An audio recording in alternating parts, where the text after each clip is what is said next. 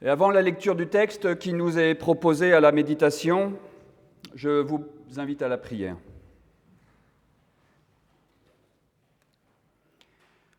Éternel, toi qui par ton esprit rassembles les croyants en tout lieu de ce monde, inspire celles et ceux qui parlent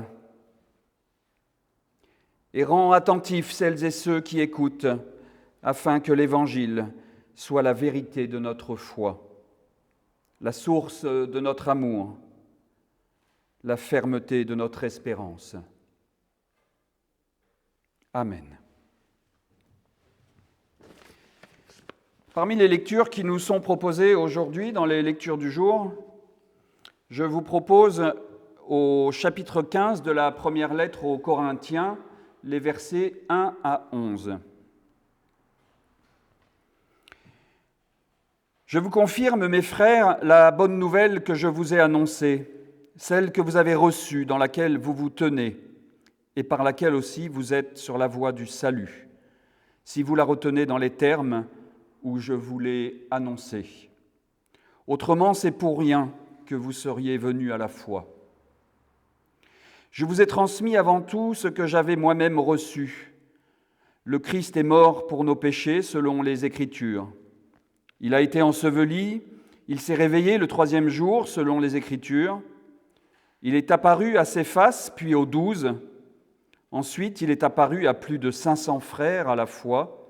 La plupart d'entre eux sont demeurés en vie, quelques-uns se sont endormis dans la mort.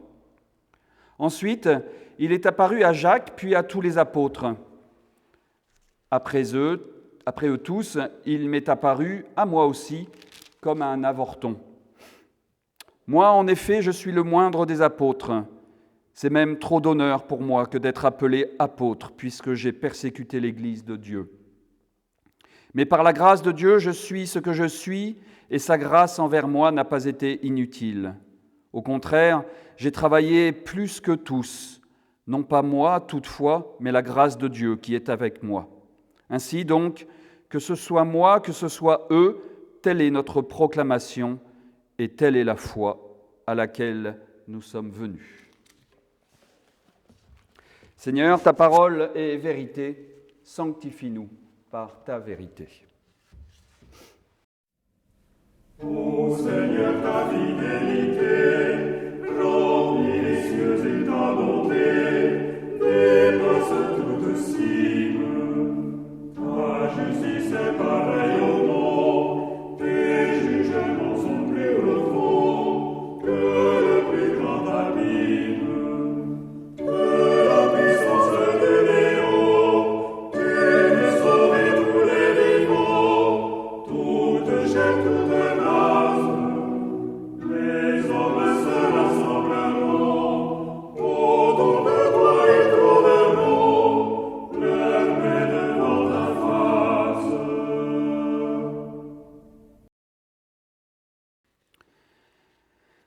Chers amis, chers frères et sœurs, ce texte de Paul semble venir en contradiction avec ce que j'ai prêché la semaine dernière, le jour de Pâques. Souvenez-vous, je disais que le message de la résurrection n'est pas l'annonce d'une apparition, et je rapprochais cette différence entre résurrection et apparition avec la différence de perception des femmes qui étaient venues dans le tombeau pour voir, mais qui en sont ressorties pour dire la parole. J'affirmais que l'apparition était du registre de la vision, alors que la résurrection est du registre de la parole. C'est ce qui permet de dire, là, aujourd'hui, Christ est vivant, je le crois, il est présent, et j'en fais le fondement de ma foi. Une présence qui n'est pas matérielle ni physique, mais qui est spirituelle. Mais le texte de Paul aujourd'hui dit « Il est apparu à Céphas, il est apparu aux 12, il est apparu à plus de 500 frères à la fois, il est apparu à Jacques, puis à tous les apôtres et à moi aussi. » Alors la question que nous pouvons nous poser aujourd'hui, l'apparition existe-t-elle vraiment? Je pourrais évidemment dire que l'apparition est du domaine de l'hallucination collective, ou tout simplement je pourrais dire que quand Paul parle d'apparition, il prend le terme au sens métaphorique pour dire une évidence incontestable. Mais quand on parle d'apparition chez les protestants, nous sommes évidemment très prudents. Je vais pourtant essayer ce matin de proposer une piste de méditation sur ce thème, le thème de l'apparition tel que Paul en parle. Pour éclairer les propos de Paul, il faudrait lire tout le chapitre 15 de cette première lettre aux Corinthiens, ainsi que toutes les lettres dans lesquelles Paul aborde le sujet de la résurrection. Mais je vais quand même essayer de montrer qu'il n'y a pas nécessairement contradiction entre cette notion d'apparition telle que Paul l'entend et la résurrection au sens de l'expérience spirituelle, au sens d'une présence spirituelle et éternelle, comme je l'ai développé dimanche dernier. Mais il y a surtout une autre chose plus importante dans ce texte, me semble-t-il. Ce n'est pas le problème, finalement, de la réalité physique ou historique des apparitions du Christ qui compte ici. Par contre, c'est l'effet de ces apparitions sur les hommes qui est expliqué ici. C'est l'effet sur leur vie, et plus particulièrement l'effet de l'apparition du Christ à Paul et dans sa vie. C'est ça le cœur du texte, me semble-t-il. Et nous verrons donc que la forme de l'apparition, la manière dont le Christ s'est fait voir, s'est fait apparaître à ces hommes et ces femmes, n'a finalement pas tant d'importance que ça. En tout cas, cela a moins d'importance que cela en a l'air. Mais ces hommes et femmes essayent de mettre des mots sur ces expériences qu'ils ont vécues même autant avec leur corps qu'avec leur esprit. Et ces mots, nous les trouvons ici sous la forme d'une confession de foi plutôt minimaliste, mais il y a ici la trace d'une confession de foi des premiers chrétiens qui affirme déjà que le cœur de la foi est l'événement résurrection. Paul affirme aux Corinthiens qu'il leur a transmis ce qu'il lui-même avait reçu. En affirmant dès le début la mort du Christ et sa résurrection selon les Écritures, dit-il, il met au cœur de la foi l'événement pascal. Pour Paul, le cœur de la foi, c'est la mort et la résurrection du Christ. Et notez qu'il ne parle pas de la vie de Jésus, ni de sa naissance, ni des enseignements. Seule la résurrection est essentielle dans cette confession de foi de Paul. Pour preuve, Paul dit qu'il est apparu aux uns et aux autres jusqu'à ce qu'il apparaisse à lui-même, l'avorton, comme il se décrit lui-même. L'apparition est donc de l'ordre de la révélation personnelle. L'apparition telle que Paul en parle veut dire que l'événement Christ n'est pas de l'ordre de l'intellectuel, comme nous, et moi le premier, je vous l'accorde, nous avons trop tendance à vouloir le penser, mais surtout pour nous démarquer de certaines églises qui peut-être expriment leur foi uniquement par leur corps, notamment par la manifestation d'états de transe, par exemple. Paul nous dit aussi que ce n'est pas de l'ordre de la pensée philosophique, où l'on pourrait élaborer une forme de théorie sur le Christ et sur Dieu. Non. En mettant au cœur de la foi la résurrection, Paul en appelle à nos tripes. L'apparition est cette expérience intérieure, spirituelle, qui a bouleversé non seulement Paul sur le chemin de Damas, mais souvenez-vous, d'abord les femmes à la sortie du tombeau qui s'enfuirent, apeurées, tremblantes et stupéfaites. C'est leur corps qui est convoqué aussi ici, à travers leurs émotions et leurs sentiments. Ce n'est pas leur intellect. On ne leur demande pas d'avoir une pensée intellectuelle sur la résurrection. Et c'est peut-être pour cela que cette confession de foi ne parle pas d'enseignement ni de la vie de Jésus. ni les confessions de foi qui ont suivi d'ailleurs. Que ce soit le texte du concile de Nicée ou celui du concile de Constantinople, connu sous le nom du symbole des apôtres, aucun ne parle du ministère de Jésus comme si ce n'était pas l'essentiel. Pour Paul, c'est l'expérience personnelle intérieure que chacun peut vivre dans sa foi qui compte. Mais on remarquera surtout ici l'insistance mise sur la rencontre avec le ressuscité, celui qui s'est fait voir aux siens et que l'on a clairement vu. On relèvera le caractère concret de cette rencontre, sans pour autant préciser les modalités d'une telle expérience du ressuscité. Mais ici, seuls les croyants peuvent voir et reconnaître le Seigneur. C'est ce que les récits évangéliques rapportent aussi quand ils décrivent les apparitions de Jésus aux siens. À la fin de l'évangile de Matthieu, comme à la fin de l'évangile de Luc, Jésus apparaît aux disciples, donc à des personnes qui ont la foi. Dans le récit des pèlerins d'Emmaüs, les disciples ont d'abord croisé Jésus sur leur chemin, mais ils ne l'ont pas reconnu.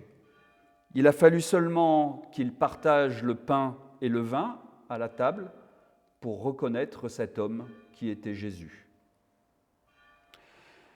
Ce qui veut dire que de telles expériences du ressuscité entrent et n'entrent pas à la fois dans le champ de l'histoire humaine. Elles le dépassent.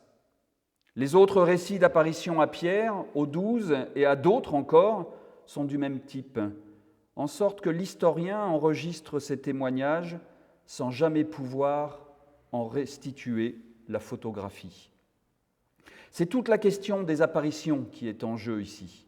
Même les apparitions contemporaines, comme celle de Lourdes pour les plus connus, ou d'autres. Quand une expérience spirituelle forte est vécue par quelqu'un, hélas, seuls des mots peuvent la décrire. Mais les mots ont leurs limites pour dire quelque chose d'indicible. Vouloir le dire avec des mots, c'est prendre le risque de ne pas être compris ou d'être pris pour un fou. Est-ce pour cela que les femmes, à la fin du récit de Marc, sortent du tombeau, tremblantes, stupéfaites, et ne dirent rien à personne? Parce que l'expérience de la résurrection ne se dit pas, elle se vit. Prendre le risque de la dire, c'est prendre le risque de l'enfermer dans un cadre, alors que rien ne peut enfermer l'événement résurrection. Mais aussi, prendre le risque de le dire, je dirais même la nécessité de le dire, consiste à témoigner de sa propre expérience de foi pour la transmettre. Alors, pour les croyants que nous sommes, la foi en la résurrection touche l'histoire de Jésus, bien sûr, mais pas seulement. Elle touche aussi notre propre histoire aussi. Cela ne signifie pas pour autant que l'investigation historique, l'archéologie, arriverait à prouver la foi. Tout en s'appuyant sur l'histoire, la foi relève d'un autre ordre. Nous l'avons vu, elle relève de l'intime, de notre propre expérience individuelle, de la relation avec Dieu. Et cette relation se joue aussi avec le corps. Avec ce récit de Paul et ces témoignages d'apparition, une première réponse essentielle, me semble-t-il, s'impose à nous. Nous sommes reliés à l'événement pascal par une chaîne ininterrompue de témoins crédibles. Croire, c'est d'abord donner foi au récit des évangiles, au tombeau vide, à la surprise des premiers témoins, aux apparitions du Christ pendant les semaines ou les mois qui ont suivi. Ces témoignages valent par leur caractère de récit à plusieurs voix. Sans être en rien comparables à des comptes rendus journalistiques ou scientifiques, ils reflètent avec une grande force de suggestion le caractère étrange, inattendu et bouleversant de l'événement pascal. Dans ces récits d'apparition, on perçoit distinctement la force brute d'un choc initial. Il y a un événement qui a fait effraction dans la vie de multiples hommes et de multiples femmes. C'est-à-dire que cette expérience est venue bouleverser, rompre le quotidien de tous ces individus. La puissance propre de ces témoignages est indissociable du surgissement d'énergie spirituelle qui les a portés.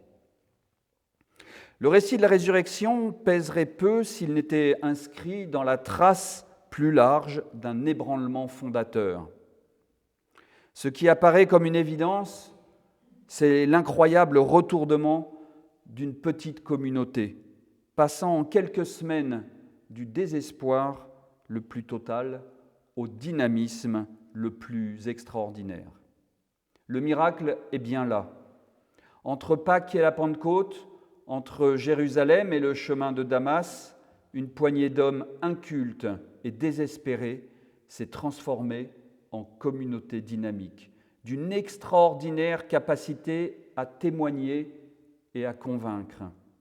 Non sans avoir assimilé en profondeur un message difficile que les 12 disciples eux-mêmes avaient bien du mal à comprendre du vivant de Jésus. Mais que s'est-il passé ? La seule explication qui vaille est que ces femmes et ces hommes ont fait une expérience inouïe et bouleversante. Celui qu'ils croyaient mort leur est apparu, vivant d'une vie nouvelle, mystérieusement présent à ceux qui l'aiment.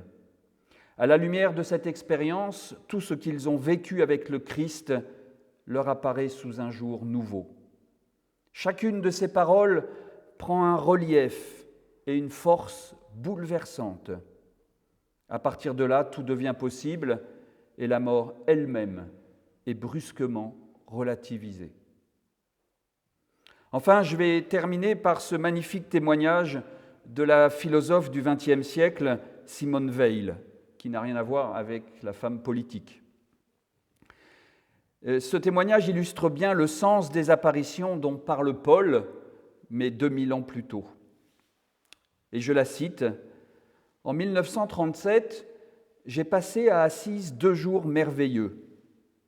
Là, étant seul dans la petite chapelle, incomparable merveille de pureté, quelque chose de plus fort que moi m'a obligé, pour la première fois de ma vie, à me mettre à genoux. Un jour, au cours d'une des récitations du poème Amour, le Christ lui-même est descendu et m'a prise. Elle dira plus tard qu'elle n'avait jamais prévu la possibilité d'un contact réel, de personne à personne, ici-bas, entre un être humain et Dieu. Aujourd'hui, notre frilosité, peut-être, notre pudeur, sûrement, la recherche de rationalité aussi, nous empêche de convoquer notre corps dans l'expérience même de la résurrection et de la présence du Christ. Pour nous, protestants, nous avons l'impression que ce genre d'expérience est réservé aux voisins et qu'elle est de l'ordre d'une forme de délire mystico-religieux. Pourtant, ce que nous dit Paul dans ce texte d'aujourd'hui, c'est que l'apparition peut concerner tout le monde. L'apparition est de l'ordre de la rencontre, et c'est par la simplicité que l'expérience d'une rencontre est indicible. La présence de la rencontre avec Dieu est analogue à l'amour qui transparaît à travers le plus tendre sourire d'un être aimé. Finalement, l'apparition du Christ ressuscité est peut-être ce que nous offre la prière, une rencontre où il faut admettre la possibilité, à chacune des prières renouvelées, que quelque chose d'absolument inattendu advienne. Quelque chose qui, comme la grâce, puisse venir rompre, par effraction, la progression spirituelle en l'accomplissant tout à coup. Amen.